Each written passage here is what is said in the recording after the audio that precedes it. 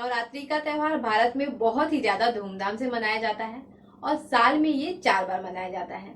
आज हम यहाँ पर बात करेंगे अश्विन माह में मनाए जाने वाले नवरात्रि के बारे में। इसे शारदा नवरात्रि भी बोलते हैं और अश्विन माह में जो नवरात्रि मनाई जाती है वो सितंबर टू अक्टूबर मंथ में बहुत ही ज्यादा धूमधाम से हर्षोल्लास के साथ मनाई जाती है। नवरात्रि का जो मेन थीम है वो है बुराई पर अच्छाई की जीत।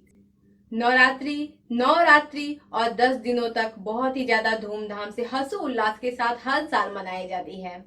नवरात्रि में माँ दुर्गा की पूजा की जाती है और इनके 9 स्वरूपों की पूजा की जाती है। शैलपुत्री, ब्रह्मचारिणी, चंद्रघंटा, कुसुमांडा, स्कंद माता, कात्यायनी, कालरात्रि, महागौरी और सिद्धिदात्री।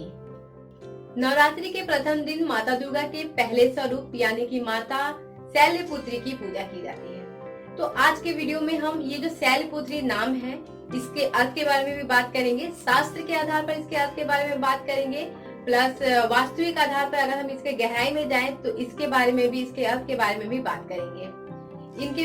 इनका पूजन क्यों किया जाता है इतिहास के आधार पर भी बात करेंगे और इसके साथ साथ में इनको भोग में क्या लगाया जाता है, इन सब विषयों पर आज हम यहाँ पर बात करने वाले हैं। तो वीडियो पर लास्ट तक बने रहें। सती जी का जन्म हुआ था राजा दक्ष के घर में और उन्होंने शिव जी से विवाह किया और ये विवाह उन्होंने अपने पिता की विरुद्ध, इच्छा के विरुद्ध जाकर किया। और एक बार उनके पिता ने अपने घर में कुछ आयोजन रखा था और उसमें सती जी भी गई थी और वहां पर शिव जी का अनादर किया गया था। इस बात से क्रोधित होकर उन्होंने अपना अपमान समझा और अपमानित होकर उन्होंने वहीं पर अग्नि कुंड में अपनी आहुति दे दी। वहां पर उन्होंने सती जी ने अपना प्राण त्याग दिया और उनका जो दूसरा जन्म था वह राजा शैल्य के घर में हुआ और वो शैलपुत्री के नाम से जानी गई। तो शैलपुत्री माता दुर्गा का प्रथम स्वरूप है और नवरात्रि के पहले दिन माता शैलपुत्री की पूजा की जाती है। शैलपुत्री का शास्त्र के आधार पर अगर आप इसका अर्थ देखेंगे तो इसका मतलब हुआ शैल्य। शैल्य का मतलब क्या होता है? पर्वत। तो शैल्य की पुत्री यानी कि पर्वत की पुत्री। तो शास्त्र के आधार पे तो शैलपुत्री का मतलब हो गया पर्वत की पुत्री। अब हम बात कर लेते हैं वास्तविक इसका अर्थ क्या। अगर हम गहराई से देखें तो इसका अर्थ हुआ, शैलपुत्री का अर्थ हुआ चेतना के सर्वोच्चतम स्तर पर। देखिए, अगर हम कोई भी काम अपना एकदम 100% लगा के करते हैं, बहुत ही ज्यादा ध्यान से करते हैं, तभी हम उस काम के सर्वोच्चतम स्तर तक पहुंच सकते हैं। तो यहाँ पर शैलपुत्री का मतलब हुआ चेतना के सर्वोच्चतम स्तर पर। नवरात्रि के पहले दिन दुर्गा माँ के प्रथम स्वरूप माँ शैलपुत्री की पूजा की जाती है और इन्हें भोग में गाय का घी लगाया जाता है। तो आज हम यहाँ पर घी की रेसिपी को जो है वो आपके साथ शेयर करने वाले हैं। घी हम बनाएंगे घर पे ही बहुत ही आसान तरीके से। दूध की मलाई से हम घी बनाने वाले हैं। बहुत ही इजीली ये बनकर तैयार हो जाएगी और प्लस ये होगा कि हम लोग बहुत ही साफ सुथरे तरीके से इसे तैयार करेंगे प्रसाद के रूप में माँ को भोग में चढ़ाने के लिए। तो चलिए इस रेसिपी को देख लेते हैं। आज हम यहाँ पर बनाने वाले हैं घी और इसे हम बनाएंगे दूध की मलाई से। दूध के ऊपर जो मलाई आ जाती है ना, उसी को मैंने इकट्ठा करके रखा था। तो ये 1 वीक का जो मलाई है उसे मैंने फ्रिज में इकट्ठा करके रखा है। आज इसी से हम घी बनाएंगे। तो एक फूड प्रोसेसर में मैंने इसे ट्रांसफ़र कर लिया है और यहाँ पर मैंने विस्कर का अटैचमेंट भी लगा दिया है। अगर आपके पास हैंड विस्कर है उसका भी आप इस्तेमाल कर सकते हैं और वो भी नहीं है तो आप चम्मच का भी इस्तेमाल करके इसे विस्क कर सकते हैं। तो अब हम इसे विस्क कर लेंगे और इसे हमें तब तक विस्क करना है जब तक कि इसकी मलाई जो है वो इकट्ठा अलग ना हो जाए और इसका लिक्विड जो है वो अलग ना हो जाए। तो अच्छी तरह से विस्क कर लेते हैं हम। आप देख सकते हैं यहाँ पर जो है इसका जो लिक्विड है वो अलग होना शुरू हो गया है। तो इसे हमें और बस थोड़ी देर के लिए विस्क करना है और ये घी बनाने के लिए बिल्कुल तैयार हो जाएगा।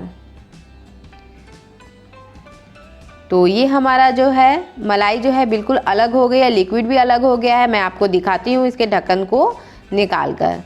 तो बहुत ही अच्छी तरह से विस्क हुआ है। अब इसे विस्क करने की हमें बिल्कुल भी ज़रूरत नहीं है। तो अब इसके मलाई को हम एक अलग से बर्तन में निकाल लेंगे। तो यहाँ पर आप देख सकते हैं इसकी मलाई किस तरह से अलग हो गई है, इकट्ठे एकदम अलग हो गया और इसका लिक्विड भी अलग हो गया है। अब हम इसे एक बर्तन में ट्रांसफ़र कर लेंगे, यानी कि इसके लिक्विड को अलग रखेंगे और इसके जो मलाई है उसे भी अलग रखेंगे। तो इसके मलाई को हम डायरेक्ट कढ़ाई में ही डाल देते हैं, क्योंकि इसी में हम इसे कुक करेंगे, यानी कि इसका घी निकालेंगे। और कढ़ाई को मैंने गैस पर रख दिया है और गैस को अब हम ऑन कर लेते हैं। फ्लेम को हम शुरू में हाई करके ही रखेंगे और जैसे ही मैंने फ्लेम को ऑन किया तो आप देख सकते हैं इसमें हल्की सी बूंदें दिखने लगी है। तो यहाँ पर आप देख सकते हैं एकदम साइड से आप ध्यान से अगर देखेंगे तो घी जो है वो निकलना थोड़ा थोड़ा शुरू भी हो गया है। तो इसी तरह से हमें इसे पकाना है और फ्लेम को अभी मैंने हाई किया है और थोड़ी देर बाद मैंने फ्लेम को मीडियम कर दिया है, यानी कि 10 मिनट के बाद 5-10 मिनट के बाद फ्लेम को हम मीडियम कर देंगे और इसी तरह से इसे हम कुक करेंगे जब तक कि जो घी है वो अलग ना हो जाए। तो इस तरह से हम इसे बीच बीच में चला भी देंगे। तो बीच बीच में हमें इसे चलाते रहना है और आप देख सकते हैं एकदम झाग ऐसा दिख रहा है और बहुत सारे घी जो है वो निकल भी गए हैं। अभी और थोड़ी देर इसे हमें पकाना है ताकि पूरी अच्छी तरह से घी जो है वो निकल जाए। तो आप देख सकते हैं ये कितना कम हो गया, काफ़ी ज़्यादा रेड्यूस हो गया। और यहाँ पर आप देख सकते हैं जितना जो ऊपर में है वो सारा घी ही है। तो घी हमारा बिल्कुल तैयार हो गया। गैस को मैंने बंद कर दिया। अब हम इसे स्ट्रेन कर लेते हैं। तो एक कटोरी में मैंने घी को निकाल लिया, आप देख सकते हैं। और ये तो यहाँ पर बहुत ही आसान तरीके से दूध की मलाई से घी जो है बनकर तैयार हो गई है। तो आप इस तरह से नवरात्रि में माता दुर्गा को प्रसन्न कर सकते हैं घर पे ही शुद्ध और देसी घी को तैयार करके और उन्हें अर्पित करके। तो नवरात्रि का प्रथम दिन दुर्गा माता के पहले स्वरूप माता शैलपुत्री के पूजन से आरंभ होती है।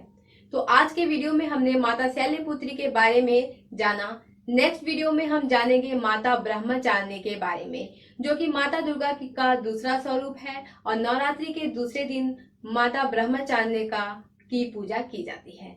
तो मिलते हैं नेक्स्ट वीडियो में। धन्यवाद। आप सबको नवरात्रि की ढेर सारी शुभकामनाएं।